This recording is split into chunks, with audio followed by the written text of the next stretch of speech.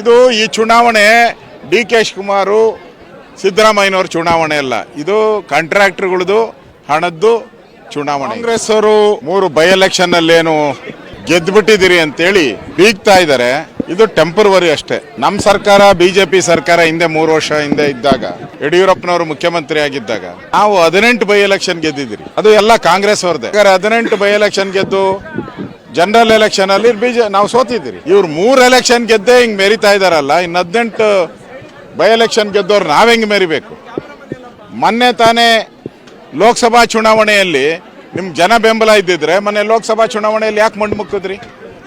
ನಾವು 19 ಸ್ಥಾನ ಗೆದ್ರಿ, ನೀವು 9 ಸ್ಥಾನ ಗೆದ್ರಿ, ಡಬಲ್ ಡಿಜಿಟ್ಗೂ ಬರಲಿಲ್ಲ.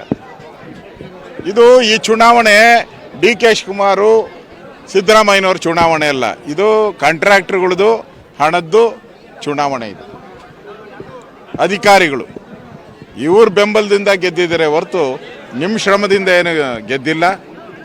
ಇಲ್ಲಿ ಪೂರ್ತಿ JDS ಇರ್ಬೋದು, BJP ಇರ್ಬೋದು, ನಾವು ಪೂರ್ತಿ ಮನಸ್ಸಾಕಿ ಕೆಲಸ ಮಾಡಿದ್ವಿ. ಆದರೆ ನಿಖಿಲ್ ಕುಮಾರಸ್ವಾಮಿ ಅವರಿಗೆ ಅದೃಷ್ಟ ಇರಲಿಲ್ಲ, ಕೊನೆ ಮೂಮೆಂಟಲ್ಲಿ ಬಂದರು. ಪಾಪ ಮುಂದೆ ಭವಿಷ್ಯ ಇದೆ, ನಿಖಿಲ್ ಕುಮಾರಸ್ವಾಮಿಗೆ ಮುಂದೆ ಒಳ್ಳೆ ಭವಿಷ್ಯ ಇದೆ.